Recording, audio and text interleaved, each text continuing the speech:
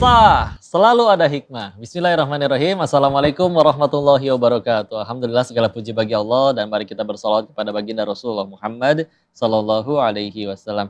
Kita balik lagi di acara penuh hikmah kesayangan kita ini, tentu dengan narasumber yang luar biasa.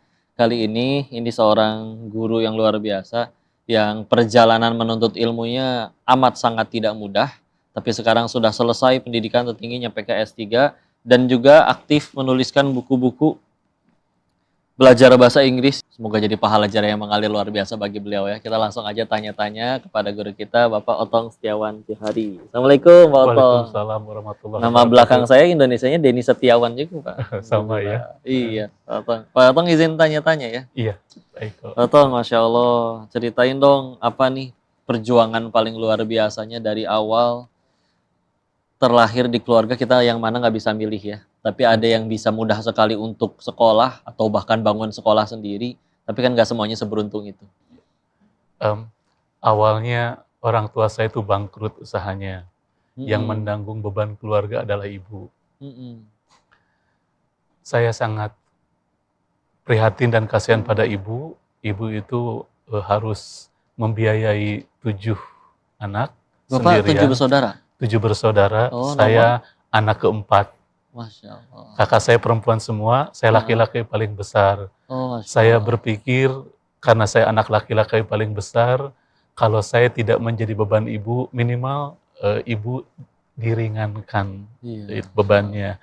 Sehingga saya berusaha bagaimana supaya meringankan beban ibu. Mm. Saya sejak SD mencoba untuk berjualan.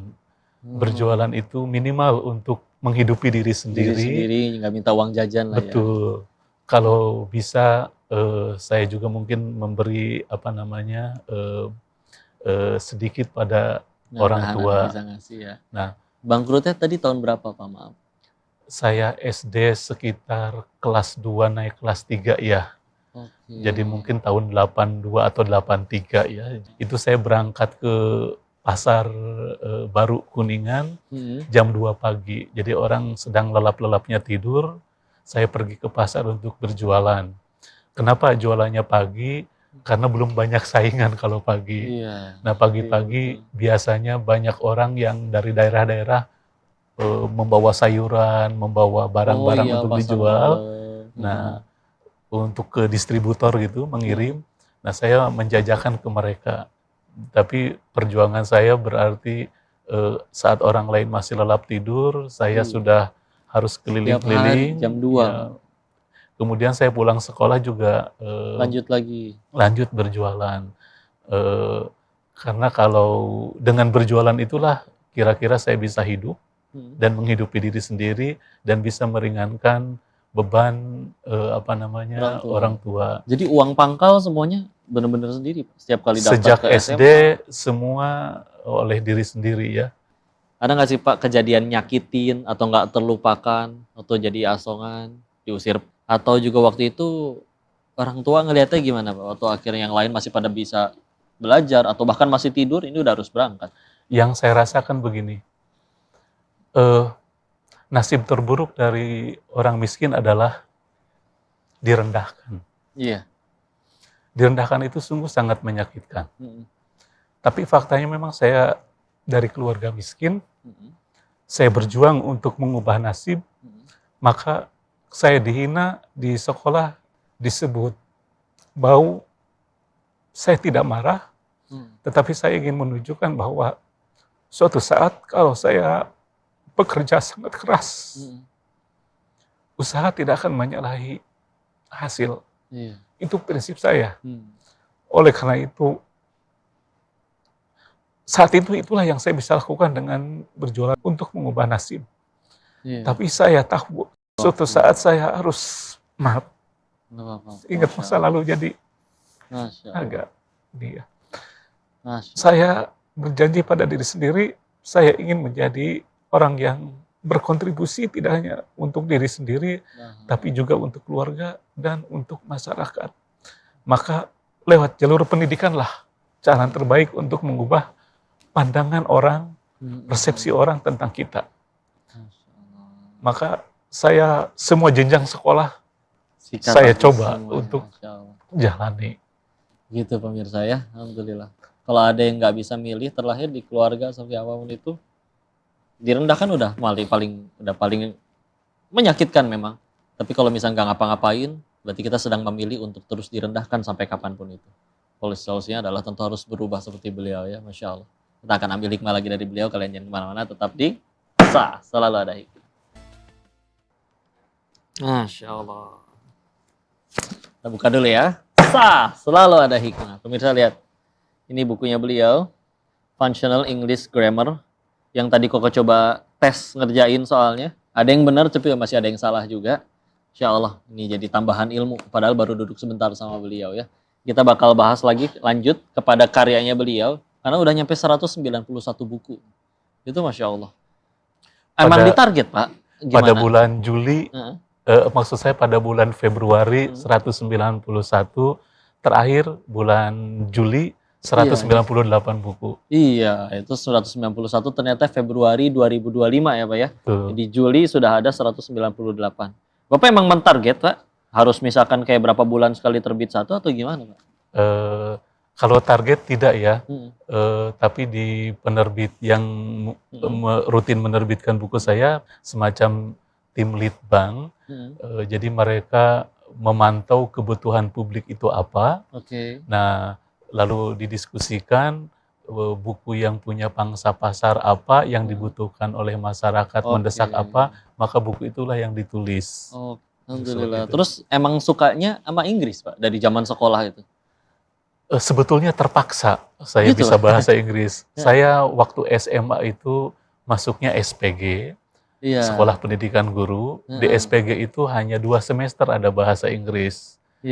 Semester 1 dan semester 2, karena saya merasa kehilangan dengan pelajaran favorit saya, sehingga sepulang dari pasar, sebelum pulang ke rumah, saya menyempatkan dulu untuk kursus bahasa Inggris. Sempat ikut kursus juga, benar-benar. Nah, saya kursus selama 3 bulan, mungkin karena saya otodidaknya sangat keras, karena barangkali kalau orang lain kursus itu dibayar orang tua, saya membayar diri sendiri, maka saya harus menghargai keringat sendiri. Nah, maka supaya uang saya tidak sia-sia, belajar saya sangat keras. Dalam 3 bulan saya bisa melampaui level-level yang tinggi. Nah, setelah 3 bulan bahkan saya diminta mengajar di kursus itu. Alhamdulillah. Jadi sejak SMA, SPG tepatnya, saya menjadi guru kursus juga. Investasi ilmu itu sesuatu hal yang luar biasa menurut saya, karena orang yang pendidikannya tinggi, wawasannya bagus, itulah yang akan membuka masa depan. Waktu saya kecil, saya berpendapat seperti itu. Sehingga saya lebih memilih jalur pendidikan untuk mengubah nasib. Awalnya nulis dari kapan? Buku pertama terbit itu waktu saya semester 3 S1. Masih kuliah? Tentang kuliah. Bahasa Inggris juga? Tentang bahasa Inggris. Judulnya buku Belajar Mudah Bahasa Inggris. Waktu itu awalnya gimana? Ada yang minta diajarin kah? Daripada diajarin satu-satu jadi akhirnya nulis atau gimana? Nah, kalau ceritanya sebetulnya begini. Waktu itu saya kuliah sambil kerja. Iya. Karena sambil kerja, kalau tidak kerja saya nggak bisa kuliah, maka saya sering meninggalkan bangku kuliah demi sesekali kerja. Nah, kebetulan pembimbing saya sangat baik, namanya Profesor Dr. Haidar Al-Wasilah. Saya dipanggil, kata beliau, sebagai pengganti dari seringnya saya bolos kuliah, saya harus nulis di koran. Maka kalau dikasih tugas kayak begitu. Betul, kalau terbit, maka itu bisa menjadi pengganti ketidaran saya. Saya memilih apakah mau menerima tantangan itu atau datang ke kelas ya Pak. Tidak ke kelas. Saya memilih tantangan menulis di koran, dan artikel saya menyebar banyak. Lalu semester berikutnya khusus untuk saya, dia bilang kita tingkatkan dong itunya. Jangan artikel tapi buku. Kalau buku terbit, maka saya boleh tidak ikut kuliah. Saya memilih nulis buku. Jadi bisa nggak ikut kuliah? Bisa. Jadi saya untuk mata kuliah tertentu tidak ikut kuliah dan langsung otomatis Dengan nilainya yang A. dosennya bisa punya deal kayak gitu ya. Betul, karena kalau sudah kita nulis buku, menurut beliau itu dianggapnya kita sudah menguasai konsep-konsep untuk bidang yang kita tulis, dan itu jauh lebih bermanfaat untuk publik. Publik bisa mengambil manfaat, faedah dari yang kita tulis. Jadi begitu nulis, setor ke beliau dulu, Setor. cek ini layak rilis atau enggak begitu? Sebetulnya saya ke penerbit dulu ya. Kan di penerbit itu ada editor, dinilai dulu. Kalau kata penerbit lolos, tinggal nunggu kapan jadwal terbit, baru saya beritahu kalau buku saya lolos ke penerbit. Jadi mungkin waktu itu mahasiswa yang bisa menulis buku itu hitungannya jari. Betul, zaman itu lagi. Sehingga saya dianggap luar biasa gitu. Bahkan mungkin dianggap melebihi dosennya gitu ya. Iya, dosennya belum ada karya. Dan waktu itu belum ada penerbit indie juga pasti ya? Belum, yang kayak penerbitnya begitu. Lebih sulit. Ya penerbit yang reguler yang biasa. Sudah reguler. Ada apa nggak Pak? Buku yang pertama yang mana sih Pak? Buku yang pertama berarti sudah 30 sekian tahun lalu ya. Saya kebetulan tidak bawa. Kalau yang bawa buku-buku terbaru. Iya. Yang paling bestseller yang mana tadi Pak? Yang bestseller ini salah satunya, dan satu lagi yang buku TOEFL ini. Kalau buku TOEFL ini saya rancang berdasarkan penelitian saya, itu bahwa kita bisa jawab soal TOEFL dengan tidak mengerti apa yang ditanyakan, bahkan kalau listening tidak usah mendengarkan audio. Kita bisa tahu dari ciri-ciri soal, dengan ciri soal aja kita bisa tahu bahwa kalau soal begini jawabannya apa. Ada selahnya ada triknya. Ada triknya. Sehingga kalau saya disuruh menjawab soal TOEFL itu kan ada listening, kemudian ada structure and written expression atau grammar, ada reading. Nah, kalau listening itu orang baru atau audio baru sampai nomor 15, saya sudah bisa selesai dengan readingnya. Dan peluang betulnya tinggi. Kira-kira mendekati 95% lah. Berarti kayak emang selah soalnya tuh selalu kayak begitu ya. Tinggal orang yang baru kan belum menyadari gitu kan. Nah ini tapi ternyata beliau bocorin nih untuk supaya bisa tahu, bahkan nggak ngerti soalnya artinya apa tetap bisa jawab. Bisa. Itu yang luar biasa. Ini beliau udah mikirin ada investasi yang lebih penting, yang bahkan dengan investasi itu yang nanti dapat kebaikan nggak cuma beliaunya saja, tapi juga sekarang dapat orang banyak manfaat dari buku-buku yang beliau tuliskan. Penasaran dengan kisah selanjutnya dari beliau? Jangan kemana-mana. Tetap di Sah, selalu ada hikmah.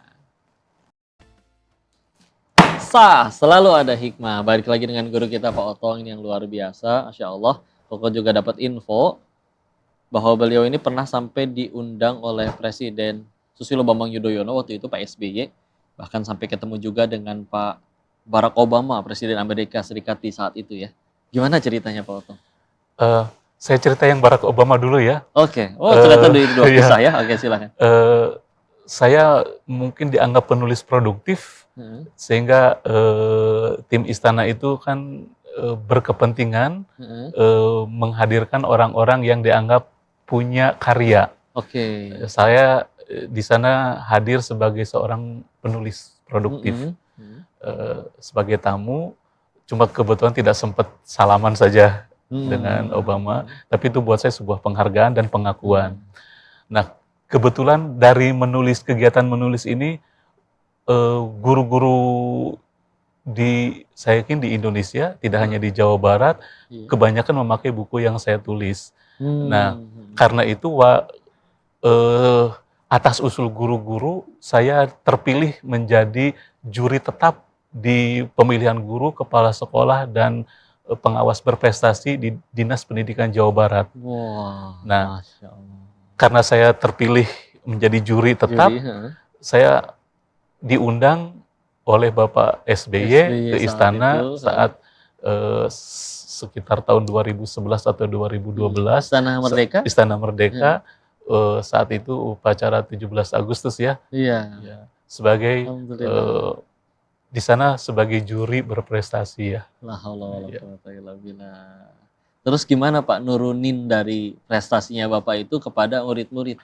Ada program mungkin Pak yang disampaikan ke murid? Saya mengajar di UIN Sunan Gunung Jati Bandung. Ya. Saya ingin menularkan apa yang saya lakukan. saya selalu mengajak pada mahasiswa untuk berkarya tulis. Harus Jadi ada itu ya. sekitar 108 artikel ditulis oleh mahasiswa dan lolos jurnal baik yang Sinta ataupun hanya ISSN. Itu saya bimbing dengan menggunakan pendekatan-pendekatan pendidikan terbaru yaitu deep learning. Saya mendampingi mereka, bahkan di semester sebelumnya tidak hanya itu, saya mempush mereka untuk membiasakan menyuarakan pendapat atau opini atau juga temuan lewat media massa. Di semester sebelumnya saya membimbing mahasiswa sekitar 90 anak dan berhasil menerbitkan artikel di media massa sebanyak 786 artikel 780. dalam satu semester. Satu semester 6 bulan. Dan saya kepada mahasiswa itu tidak ada ujian tulis. Ujian tulisnya adalah mereka Harus mempublish tulisan di media massa. Itu adalah ininya.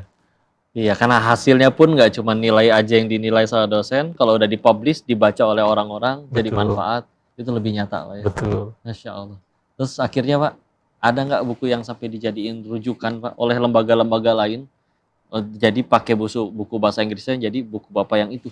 Kalau saya telusuri perpustakaan hampir semua lembaga negara, baik itu BRIN atau Departemen Luar Negeri, hampir mereka semuanya menyimpan buku saya sebagai rujukan di perpustakaan mereka. Salah satunya buku ini. Dan ada lagi buku yang kalau di Departemen Luar Negeri yang selalu diwajibkan itu biasanya buku bagaimana mengungkapkannya dalam bahasa Inggris. Masya Allah, karya Pak Otong juga. Keren banget Pak Otong. Pak Otong minta ini dong nasihat, lihat ke kamera, kepada semua orang yang mungkin pernah pengalaman atau ya punya takdir yang berat, tapi pengen bisa sukses juga, supaya mudah-mudahan termotivasi dengan buktinya sudah ada nih orang yang sanggup menempuh perjuangan tersebut sampai bisa berhasil dan jadi manfaat. Kita tidak bisa memilih untuk dilahirkan oleh siapa, tapi kita bisa memilih nasib dan menentukan nasib diri kita sendiri. Manakala kita berjuang sangat keras, dengan kapasitas yang kita miliki, insya Allah hasil tidak akan bertentangan dengan usaha. Jalankan, Masya Allah. Pemirsa, kalau pengen ngambil kesimpulan, dulu pernah dapat nasihat dari guru, koreksi juga kalau salah. Beliau pernah bilang, adek keraslah sama dirimu sendiri. Karena kalau keras sama diri sendiri, nanti dunia yang akan datang dengan lembut, bahkan bisa bertekuk lutut sujud di hadapan. Tapi kalau kamu lembek sama dirimu sendiri, yang lain juga nggak belajar, yang lain juga cuma main, yang lain juga bolos. Maka nanti dunia yang akan datang dengan keras menghantam kita. Dengan pahitnya pengangguran, pahitnya kelaparan, diremehin waktu reunian. Maka Masya Allah. Beliau udah menunjukkan ya Pak, kalau tadi saya tersentuh. Diremehin, direndahkan, itu sakit. Tapi juga itu keputusan kita, pengen ngeberhentiin itu dengan kita bungkam mereka dengan prestasi, atau kita biarin aja itu mengalir seperti begitu saja. Masya Allah. Pak, terakhir, yang paling dibanggakan bukunya, dan akhirnya atau paling direkomendasikan untuk dipelajari dari semua karya Bapak, yang mana Pak? Barangkali kalau ada. Bagi mereka, biasanya sekolah itu ada kelanjutan ya. Iya. Sekarang ada kebijakan baru bahwa masuk ke jenjang berikutnya harus pakai tes kompetensi akademik namanya TKA. Iya. Saya rekomendasikan bagi yang SD, SMP dan SMA, coba pelajari buku TKA yang kami tulis. Iya. Tes kompetensi akademik.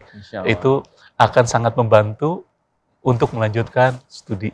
Masya Allah, pemirsa. Itu yang paling dibutuhkan dan beliau juga sudah buatkan bukunya. Tinggal mau baca dan pelajari aja. Tinggal gimana caranya, kita ikhtiar maksimal, nanti sisanya pasti Allah yang tolong. Makasih banyak. Baik kok. Otong sukses selalu, saya juga minta doanya, mudah-mudahan juga Pak Otong sehat selalu, dan mudah-mudahan semua yang baca buku ini, semua buku-buku Bapak dari hampir 200 itu, jadi pahala jariah yang mengalir bagi Pak Otong. Insya Allah. Itulah episode kita kali ini, pemirsa. Kita akan ambil hikmah selanjutnya dengan narasumber yang juga luar biasa. Saksikan di episode selanjutnya. Jangan kemana-mana, tetap di Sah. Selalu ada hikmah.